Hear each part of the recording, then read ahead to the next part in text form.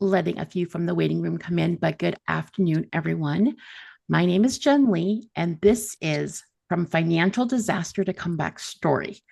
And the background behind this is rather interesting. I heard Dave speak a couple months ago on a panel about moving forward after crisis. And of course, my brain doesn't work like normal people's brains do. Like all these things started triggering in my head. Oh, I'm like, this is interesting how words matter. And the things that Dave was saying was very important. And he shared all these best practices on how corporations navigate tough situations, not just bankruptcy, but public relations disasters. And we've got a whole bunch of them these days going on. So Dave's very busy. But you also have to protect your reputation and set that stage for recovery. Theda popped into my head because she is one of my fellow bankruptcy attorneys, and she is the Reconstructionist. And she got me thinking, corporations often frame bankruptcy as a strategic, forward-thinking move.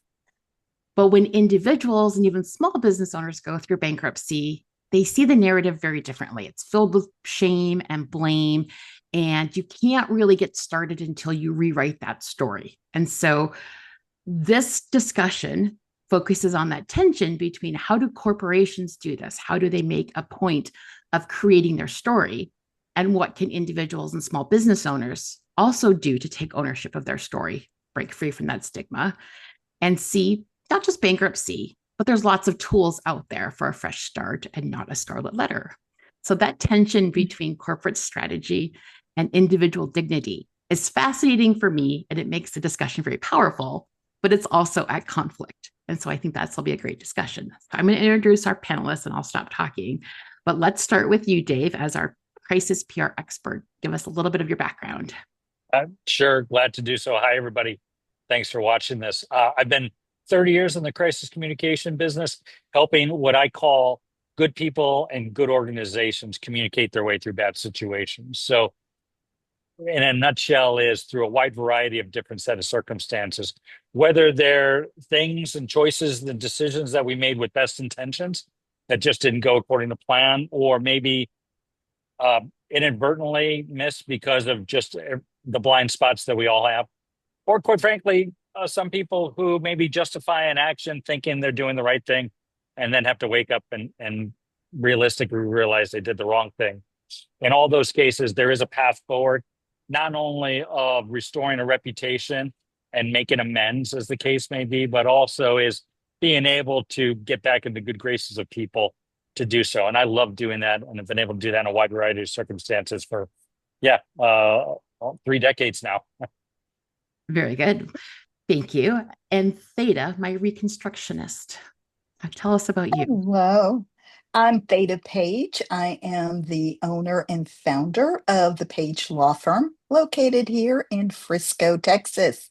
And Frisco used to be like this sleepy little town north of Dallas, and now we're our own booming metropolis. You may have heard of those, I think there's some team called like the Dallas Cowboys or something.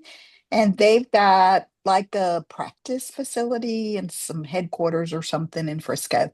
And so Frisco has kind of gone from a sleepy little town to a big booming metropolis. And the Page Law Firm sits right on the edge of Frisco and Plano. And I primarily focus on consumer bankruptcies. I do on occasion represent individuals who may be landlords and their tenants filed for a bankruptcy and they're in a panic and saying, oh my gosh, what do I do?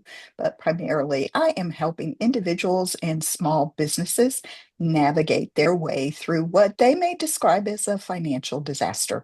I like to say I'm helping them get on a trajectory for a fresh start, getting rid of debilitating debt and setting themselves up for the next chapter so that they can turn the page in life. Thanks for having me, Jen. I'm looking forward to chatting with you and Dave. All kinds of fun on a Tuesday afternoon. So let's set the stage here. I'm going to start with Dave. We'll go back and forth and through a few of these questions. And of course, I'm kind of off the cuff in general, but try to stick to the plan here, right? So let's, as a crisis PR person for big businesses, what do you see, or how do corporations approach messaging when they go through something serious like bankruptcy or other serious disaster? how they go through it in general versus what they should do. Let's start with that. So Yes. so how they go through that is how they normally go through that, and for understandable reasons, is typically to say as little as possible Hmm.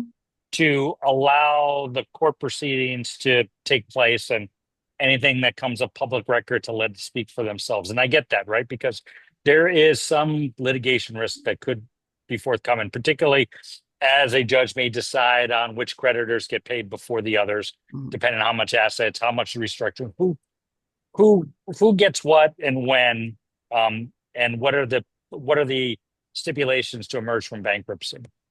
So that's typically how a lot of organizations or individuals will do so. And I get why. The problem is the lack of transparency, the lack of accountability, the lack of full description, full account as to what went wrong.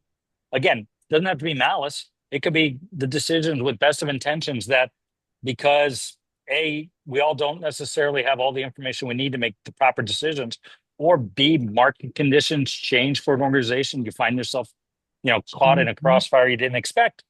All those things then are reasons that should be explained to the general public as to why you're in bankruptcy and what you're doing to get out of it. And in so doing, when you're this, what I call confidently vulnerable state, sort of open-minded, people more often than not will give you the second chance because they can relate to you. They can understand, even with the best of intentions, we all don't make the best decisions at the time.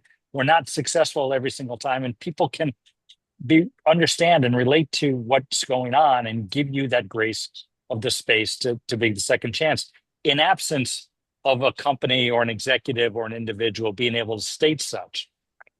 The narrative starts to be set through speculation, right? Through accountability. And we all tend to go, as a people, tend to go in a worst case scenario. So if a business isn't explaining what happened in this full event, why things didn't occur, just here's the state of our credits and our debits, and we're going to file for bankruptcy. The natural inclination for an audience is to say, well, who screwed up or who's trying to screw over somebody else? And in doing so, shame is then placed upon the organization for doing wrong, for basically cutting out the little guy, quote unquote, in the process. And so I think to the extent that you can, and you should, as uncomfortable as it may be, to explain how you got into this situation in the first place is essential if you're going to get people to give you the grace of time and space, and also give you the opportunity of affording a second chance to audiences who will help you get out of bankruptcy and will help you restore your profitability and operational efficiencies and retain good employees and those kind of things. So hopefully that explains what companies typically do and what companies, in my opinion, should do in a bankruptcy situation. No, and I agree. And that Dave, messaging is really important. Go ahead, Theda. Yeah. Dave, don't you think that when they don't say anything, then there's a void and people are going to fill in the void? And they can't. Sorry, no, you're absolutely right, Theda. And thank you for saying that, because, we all carry around these portable little broadcasting devices now that I think we still, as organizations, as leaders, don't appreciate to the extent that one person through an Instagram or LinkedIn or pick your favorite social media platform can really disparage an organization. And that piece of information, right, whether it's based on fact or not, can become the truth if there are enough people who follow it, who then comment and share and so forth like that. So I appreciate you saying that. Appreciate your insight. So let's contrast then. So we're talking about being transparent and open and discussing that the corporation, the business has filed for bankruptcy. Theda, how do individuals experience bankruptcy differently, the messaging side of it? So, it's almost like the tension between Wall Street and Main Street. Yeah. So Wall Street can say, we are being strategic. And Main Street, those are typically my clients' families, and they don't feel like they're being strategic. They feel that shame and I failed.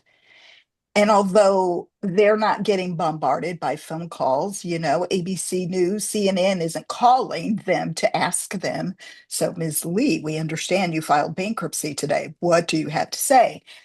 the noise they hear is in their head, and they feel like, I have failed. And typically, what causes a bankruptcy filing is a divorce, a job loss, some type of medical crisis, or as I like to say, sometimes people hit the trifecta and they have all three. And all three of those may be something that's totally out of their control. I mean, I have seen clients with health insurance with six-figure medical bills because they had an emergency appendectomy. So, and if you're a school teacher, you probably can't pay that six-figure debt that you owe to the local hospital. But the local hospital is calling you to collect, so that brings on that shame. I like to tell my clients when we're meeting, hey, you've entered the no shame, no judgment zone. We're going to talk about how we look future forward. We're not going to, I do need to kind of know what's going on, how much debt you have, what happened, so I can prepare your filing, but we're going to be really future focused. Theda, I had a question for you is Yeah. how much of your time in initial conversations with the company are you spending sort of helping them? And I don't mean to say you're a clinician or a psychotherapist, but how much of that are you helping them process that shame, that feeling of worthlessness that, quite frankly, is not necessarily justified, certainly a lot of the times, given what you said, are the unforeseen set of circumstances that were placed upon that individual? Well, I always tell people because sometimes they're crying and they say, I feel Yeah. badly, I'm crying. My license to practice law says attorney and counselor at law. I take that very seriously. Um, if I need them to kind of pull themselves together so that I can help them move forward. A lot of times when people they stick their head in the sand, they can't do the work we need them to do to get ready for their bankruptcy filing because a lot of that work is looking at that debt. Yeah. And I'm sure Jen can appreciate what I'm saying. Yeah. There's some people who never open their mail. And so they don't know what's in there. The head in the sand strategy only works for so long. It does. And I think that actually gets into one of our tension topics that we had was the accountability. Like, how do you accept accountability to be able to move forward? And then the stigma of admitting that you had a problem of some sort, whether it's your own making or whatever. So, Dave, that was something I thought was very interesting. The accountability part is critical in navigating a crisis. What does that mean to anybody navigating this? Well, no, I appreciate the segue on this one because I think we've been talking about sort of the shame and the stigma that we would place on ourselves of finding ourselves in that situation, and to be able to forgive ourselves of issues, particularly when you find yourself in a circumstances through, again, blind spots or just circumstances outside your control, like an unforeseen medical expense because there was like Theda talked about emergency appendectomy, or a company that all of a sudden had tariffs. Let's just use, rip from the headlines today. Tariffs that all of a sudden increase your cost of goods by 2.5 times. Well, you can't adjust that fast for that. And if you can, what I affectionately call, and it's not my point of phrase, hugging the cactus, sort of embracing the ugly part of it, and then releasing the shame from that one. So I talk about forgiving yourself. Then you are more apt to being able to express all of the details and taking responsibility and accountability for that, because you recognize that it has to be something you share, but you can do so without necessarily flogging yourself at the same time, right? Because I think one of the reasons, Theda, tell me if you're wrong, and again, not to be a clinician, but the reason a lot of people bury their heads in the sand is because it's too ugly to take a look at it, right? It further amplifies your feeling in your head of self-worth. Like, how did I get myself in this situation? I must be a horrible person, manager, leader, business, whatever the case may be. And if you can release that, and what I mean is you got to look at it and the ugliness of it, and then forgive yourself. I don't want people to confuse us to say, well, I'm just going to ignore it and I'm going to tunnel through, right? And I'm going to be, fervent that this is my right as a bank, to declare for bankruptcy, because you're given the false impression that now you have for some reason been victimized from this one. And I don't, that does not play well in a public forum, right? So it's embracing the ugliness of what happened, being able to truly forgive yourself, and then be open to that and being accountable. It's an ugly process, right? And this isn't just in the realm of bankruptcy. We can put this process through a whole different slew of scenarios, but it's essential, at least from a PR standpoint, at least from a reputation standpoint, to be that confidently vulnerable. And if you can do that, I swear to you, yes, you're going to have some haters on, pick your favorite platform, right? Instagram, TikTok, or whatever. But you will be surprised how many of your friends and families and followers give you the grace that allows you to move forward. And it's healing from a personal level, but it's essential from a professional reputation perspective. So, Dave, I've got a question for you. So, I don't think Spirit Airlines is getting a lot of grace with their second bankruptcy filing in less than a year. But I don't think Spirit had that reputation where they got a lot of grace before they went into bankruptcy. So, I think that's a situation where, people, the memes are just It's the day they messaging. filed. What? It's the wording. Well, It's messaging. Yeah. Thank you for bringing that up. I also think that you find, particularly in businesses, a culture that either builds a community, a relationship, brands that sort of build an identity. I would submit to you that Spirit's brand at the core end of the day was highly transactional, that their care Mm. and concern for the customer, right, the passenger, was extraordinarily limited to what price did you pay for the seat, and how much more money can I squeeze out of you by nickel and diming you on where that seat is? Are you checking a bag? Are you carrying on a bag? Are you paying for the water? All those little, odds and ends that, at the end of the day made Spirit not any more price advantageous than any other airline. So they had a culture of basically, I think, not caring as much for the customer from a lifelong value perspective. This is a relationship I'm building with them. They didn't have it. So now they declare bankruptcy, saying, even with all that nickel and diming we did, we still can't get our act together. And now they looked at it strictly from a tactician standpoint. They didn't talk about it in the terms of, other than they said operation return to normal, they didn't really talk about their value of the passengers through all of their communications, right? So they kept that brand of basically just looking at everybody transactional, which some people might give them the grace to say, all right, fix this again. Don't let this happen again. Don't have me question whether I should fly Spirit, because if I buy a ticket for 2 weeks later, are you actually going to be able to fly that plane? 6 months later, they're doing the same thing all over again. Well, guess what? Your reputation now, quite frankly, is one that superseded the bankruptcy filings. You have had a reputation of being highly transactional. And so you know what's going to happen? Passengers who gave them a second chance are certainly not giving them a third chance. Passengers who wasn't going to give them a second chance are never flying them again. And no one who's never flown Spirit before, and count me in on this one, I've never flown Spirit, never wanted to fly Spirit. Don't even think that I'm changing my mind. In fact, more often than not, if Spirit went away tomorrow as a customer, I'm just speaking from that, I could care less. Mm-hmm. And that's because they've had that type of relationship with their constituents, with their stakeholders from day one. And they played that out to their detriment. And I think ultimately to their demise. And I mean, their language and their actions shape perceptions. And exactly. I see that a lot. So Theda, from an individual standpoint, or when small business owners, what perception are they giving themselves internally that they're generating from what they're going through?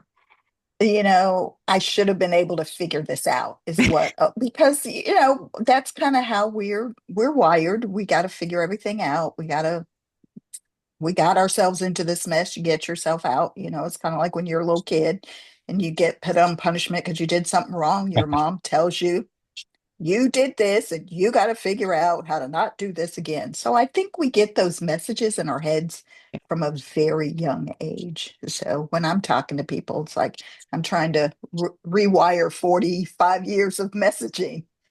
And like, no, I cannot make this trend with my colleagues, but I always say hashtag bankruptcy is beautiful. And that's how I get my client. I try to get my clients to think of it that way. You can't always solve the problem. Mhm. Sometimes the problem is bigger than you are, but you got to remember there's a strategic legal tool available to help you, and it's the bankruptcy code. So, Theda, do you Jensen, do you offer storytelling as sort of examples to get people to believe that they've got, in addition to your support, other support? Like I think what they feel is almost abandoned, Yeah. right? Yeah. And sort of alone, especially individuals from that. Do you help yeah, sort of with examples and storytellings is to show them they're not alone? sometimes I do. Sometimes I'll tell them how many people filed bankruptcy last year. Mhm. It's not just you. Um, and I'll tell them, so after your bankruptcy case is filed, you have to go to your first meeting of creditors. And I tell them there's not a second or third meeting, and the creditors aren't going to be there. The bankruptcy code is the same, whether it's you or Spirit Airlines. Spirit Airlines had to have a first meeting of creditors, and they probably had a second, third, maybe a 15th. And they had creditors, and their creditors probably formed committees. It's not like that for Mr. and Mrs. Smith in Frisco. Yeah. But when you go to your creditors meeting, which is on Zoom in our area, you will see that you're not the only one there. And I will get an email or text from a client that will say, there's somebody in my meeting. Well, no, there are lots of meetings going on because you're not the only one who filed bankruptcy. You're in good company. And sometimes when you hear other people's stories, you realize, wow, pretty blessed. My story isn't that story, because creditors' meetings are designed to last about 5 to 7 minutes, and they schedule them 2 or 3 every 15 minutes. So you can get backed up, and so you sometimes will hear other people's stories, and that means people will also hear your story too. But pretty much everyone is saying the same thing. Right now, what's kind of trending is I had a business. I got economic injury and disaster loan from the SBA 4 or 5 years ago. My Yes. business didn't make it through the pandemic, and I personally guaranteed that loan. And I can't pay back $100,000 on a Yeah. business that's not generating revenue anymore.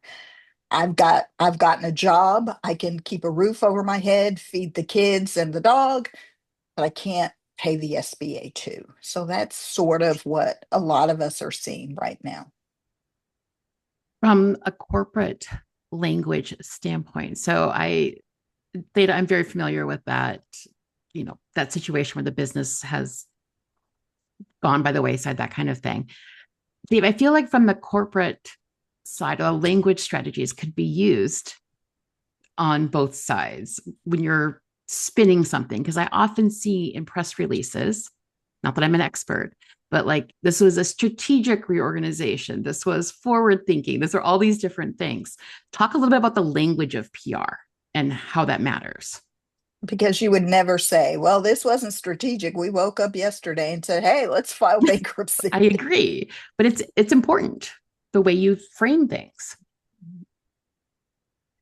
Well, so to chime in on that, one of the things that makes something like this a crisis and shocks people who then take out their anxiety and their insecurity on a post that they, put out on Facebook or something like that is because it's surprising, right? It catches people off guard. It's out of the blue in their mind, right? So while you don't necessarily want to pre-announce a bankruptcy filing for individual or corporation from that one there, the explanation you have about how you got to this point, right? This sort of goes back to the accountability and Yep.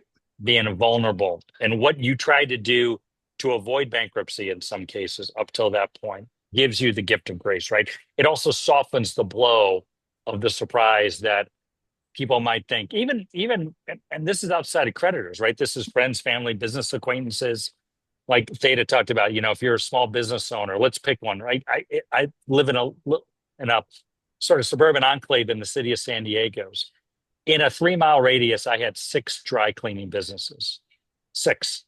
Mhm. There's 1 now, right? Because quite frankly, we all decided that, Zoom screen meetings where I could wear shorts was a good thing. Yep. And so we're not wearing the business attire at the frequency we did beforehand. So we don't need to go to dry cleaners as much as that. And there's just not enough business, right? Well, that's a direct result of the pandemic and the sort of the post work lifestyle that we all live in now. So think about that for that business owner, right? That talks about trying to switch up there. And I had a couple of dry cleaners. I remember one I was using beforehand. They were trying to offer tailoring services, and they were trying to say, please bring in your drapes, your curtains, your comforter, other things that you have that we can help clean, because you probably don't know about that. It just wasn't enough at the end of the day to do so. But explaining to their business, suppliers, their friends, their families, what happened, I think it's not only healing for them if they can be in a spot to do so, but it also affords them the opportunity of not burning relationships if they decide they want to get back into some other business, or they want to decide to get back into the game in some other capacity like that.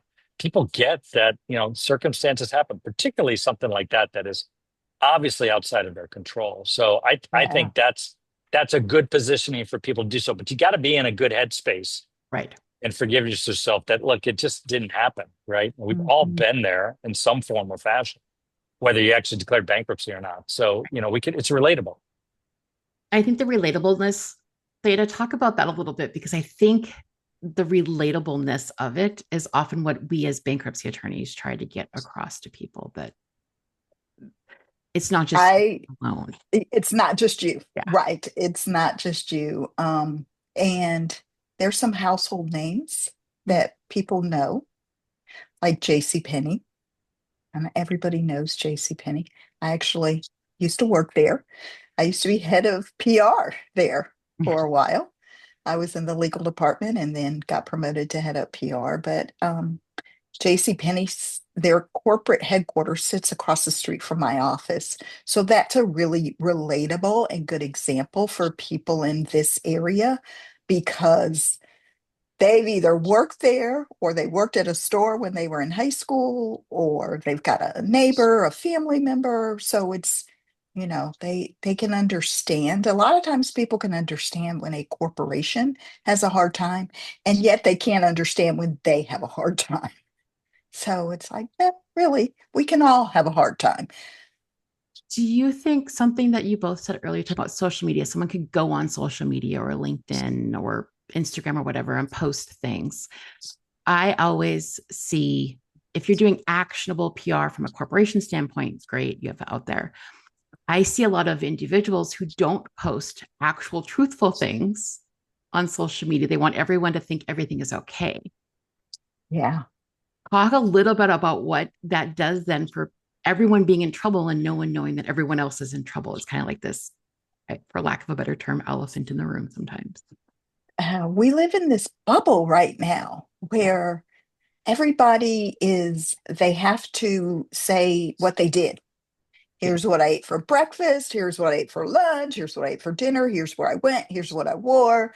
You too can buy it. You get it from my like to know it or whatever shop. Here's my affiliate link. Yeah.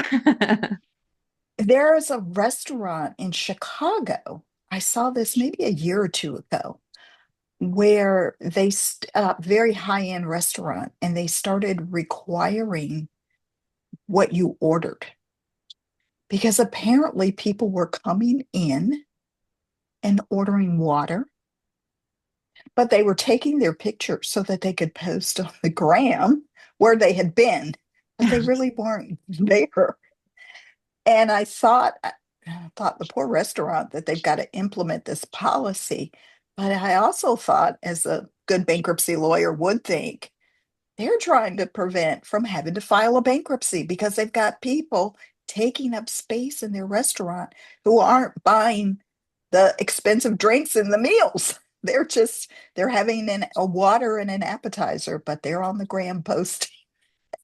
So Dave, does that go to some of this being just total BS then? Like whatever is posted out there, can you just... Oh yeah. I mean, come on. I I say this, the reason I'm hesitating is because I want to make sure that I don't come across as some sort of moral authority. In my solidly mid-50s, I realized what a large glass house I live in. And so I keep my stone throwing collection to a minimum. I am a proud member of this frail and emotionally complex human species, right? So let's start with that. But the second is that we, in the context of social media, whether data is so absolutely well pointed out, is some people will post multiple times a day about what they ate and when and where. And okay, to each their own. I don't really care unless it's something fantastic. Mhm. But that same person, let's just use a scenario, who files for bankruptcy, all of a sudden clams up, right? There's nothing on any of their social media platforms Mhm. afterwards, because all of a sudden their perfect, public world is not that, is no more. They don't have anything like that. That sends a red flag, right? All of a sudden you're going to be open and honest and transparent and look at me, look at me, look at me when times are good, and when times are not so good, you're not willing to do so. And I think that the true measure of a person's ability to preserve a reputation is when they can be that confidently vulnerable that I say, right? And people will gravitate towards that. And it's not easy. I want to emphasize that again, as I said before. It's not easy to do so because you're basically looking at the ugliness for which you have to forgive yourself at some point, and there's always lesson learned. But you do so, and if you could do so in an authentic and empathetic, action-oriented way, I promise you there's a better day coming, right? So the Oh, yeah. longer you hold that off because you're not addressing that, the longer your reputation is called into question by friends and families, let alone creditors, business, partners, potential employers later on, business partners if you're if you're an organization, those kind of things. So it's the quickest way to get to redeeming your reputation and being able to move forward. It's the toughest one to start with, but it's the least painful in the long term. And so, that adage that we all heard about, pay me now, pay me later. Yep. This is kind of the same thing. Or, bad news doesn't get better with age, that kind of stuff. That same dynamic here. Yeah. And a lot of people, I like to remind them, hey, remember American Airlines filed a bankruptcy after 9/11. I mean, who could have predicted 9/11, the impact on the airline industry? And people don't even remember that they went through that, or General Motors, or Chrysler. And these are our household names, or Walt Disney. Yeah. I mean, Walt Disney filed, got through it, and look at Disney now. And that was Walt Disney filed himself. That was a long time ago. Yeah. But for that, we wouldn't have the mouse. I mean, so I Oh, yeah, always, There's all that's a kinds I great always point. say that it is a great way for you to get that fresh start when you are not focused on every second of your day, every part of your brain on how do I get rid of this debilitating debt. When that is gone, wow, Yeah. sigh of relief, move forward. And that's what companies do too. They're able to get their people focused on not having to call Dave and have meetings, hours and hours of meetings with Dave and getting the messages right. And that time frees up and they can go on and innovate and do great things. And I think something that, going back to a little bit what Dave said and adding what Theda said, perpetuating the authenticity, like you're all of a sudden you're posting and everything is great, and then you stop or you don't share what's going on. It perpetuates this stigma or this thought that I'm the only one going through this. And corporations tend to be a little bit more unemotional about it. I don't know if that's the right, non-emotional, unemotional. I don't know if that's the right word. And looking at going forward. And I think if more people talked about it, it wouldn't perpetuate that inauthenticity. I used to say people aren't going to post on their social media, oh, I went to see a bankruptcy lawyer today. And then I had a client who did. And she shared my information and she talked about how great it was, and she saved her house from foreclosure and she was so excited. But that's rare. Yeah. That is rare. And it's brave, right? It's very brave. there's bravery in doing so, but I not knowing your client and keeping things obviously confidential as they should be, I I would theorize that person probably got to their next, got to the next chapter quicker and Yep. with more support than not Yeah. because of their bravery. So that's great. Yeah. Both of you are advisors and you are professionals in every sense of the word with what you do, very highly expertise. Theda, what role do advisors play in helping individuals and businesses like rewrite the story from a professional side? So I think that one thing you have to do is affirm the decision someone is making. Mm-hmm. And sometimes I will tell them, let's talk about if you do nothing. Because if you do nothing with your debt, only bad things can happen. And bad things are lawsuits, judgments, receivers appointed. I mean, people tend to think only a receiver's only appointed over a business. But no, a receiver can be appointed over an individual. And in Texas, we have pretty broad exemptions to protect property, but a receiver can come get your bank account. Mm. And that may be where your paycheck goes. I've had clients who have gotten up in the morning, looked on their phone, looked at their banking app, and they've seen that their account is negative $1 million. Not because they owe anybody that, but I don't understand how banks do what they do. But when a receiver attaches an account, the receiver is trying to get money. They may owe Citibank $20,000. Citibank may have a judgment for $20,000. But imagine looking at your app on your phone a week before Christmas and you see a negative $1 million balance. Now, the filing of a bankruptcy can take care of that pretty quickly, but that can happen as a result of people putting their head in the I was going to say sand. they're procrastinating and they're not being proactive, which is the Yeah. advisor side of what you need. Yes. So sometimes people they will come talk to me. They're still not ready. Maybe so I have a lot of times people will say, well, my mother said I really should talk to a bankruptcy Yeah. lawyer. Yeah. Or my friend said they filed bankruptcy and it was fine. And a lot of times they're saying, and I had no idea they filed bankruptcy. Mm-hmm. But if you do nothing, that's not a good strategy. So, and I feel like in my role as an advisor, I've got to let them know. Yeah. You can do this or you can do that. And that is not good. Yes. And I think you brought something up, I think that segues to Dave and advisors from a crisis communication standpoint. It seems to me like the most success out there from corporate communication is, again, that proactiveness and doing that. How do advisors work in that space? Yeah, I would classify what I do, and I don't want to speak for Theda or you, but I would certainly say I think it's apropos is that we're in the hope business. Mm-hmm. We're giving Mhm.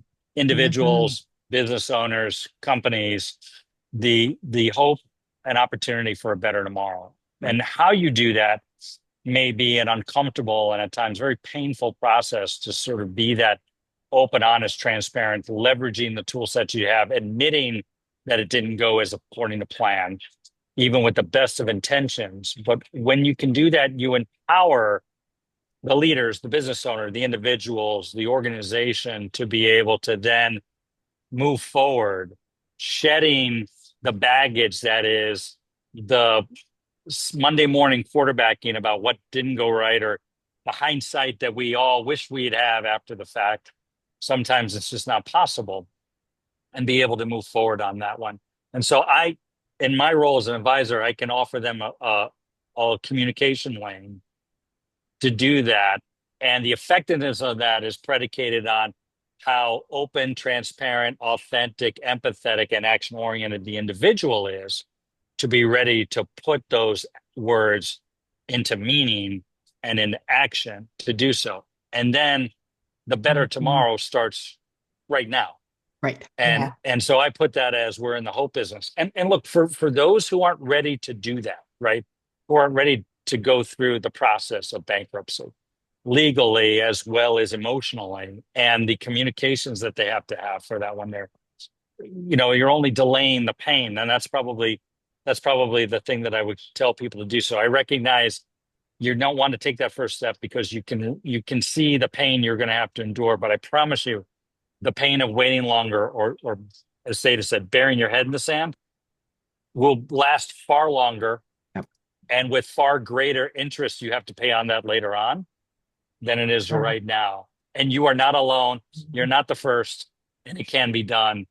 And we know how to do it because we've been in these situations before.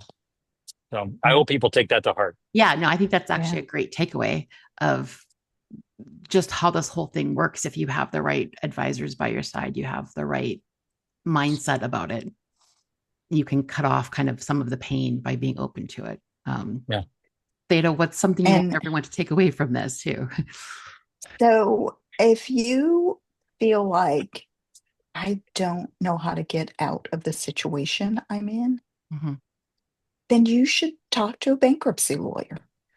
I mean, I think I'm a little biased, but I think we are some of the nicest lawyers around. We're people who have a heart typically for people. And so you can have an honest and private conversation with a lawyer who can help you assess your situation. So if you feel like I don't know, I literally do not know how to get out of this situation, talk to a lawyer. They can help you think through that. And on my website, which is pagelawfirm.com, I have an ebook that I've written called Is Bankruptcy Right for Me? And it's, get on there, ask for the ebook and read it. It's not that long. And think about, is this me in any of these situations? And if this is me, call a lawyer. Sooner rather than later. Yeah. Dave, from the corporate side of things, I'm just curious, and we're wrapping up here, but how soon is too soon for crisis PR? Is there such a thing too soon? No, there really isn't. Thank you for saying that there. Even if you're just having a conversation to go through the what if scenarios, it's important to plan. And quite frankly, it's empowering to do so. Yeah. And hopefully, if you've got the right advisor, us obviously that are on this webinar, but there are others too.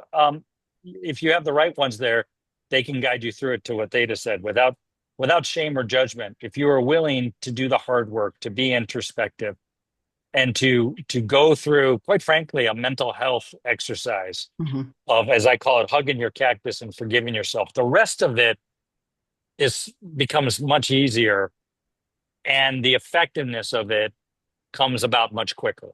So that's what I would say to start with. There is don't think you are starting too early. You can't get too soon, and do yourself the honor yourself by going through the hard process of hugging the cactus and forgiving yourself. Then the rest of it becomes easier. And Dave, I would say that the sooner an organization gets you on board, they can start developing those internal and external messages right along with the path of the lawyers who are helping them produce all the documents and get the filing ready, so that it's not, all right, we're going to file tomorrow. Maybe we should probably call in a communications consultant because the newspaper might call us tomorrow too. I appreciate that. It's absolutely true. Sounds good. Well, as we wrap up here, Dave, where can people find you? They want to reach out. If you Google Dave Oates Crisis PR, my LinkedIn profile comes up. My website, publicrelationssecurity.com, comes up there. And I'm littered all over various social media with reels and all that sort of stuff there. So that's easy enough to find me. Just Google Dave Oates Crisis PR, and you'll be able to find me and my contact information. And Theda, how about you? I'm at pagelawfirm.com, and I'm also at Theda Page on Instagram. And I have a YouTube channel that has some videos about some kind of just some basics about bankruptcy that can help people as they're trying to figure it out. Excellent. Well, thank you both for walking through a minefield of discussion between PR, crisis, bankruptcy, stigma, all the fun things. I appreciate your time and having the conversation. Thank you both. Thank you, Jen. Always good to talk to you. Good to see you, Dave. Been a pleasure. Thanks so much, Theda and Jen.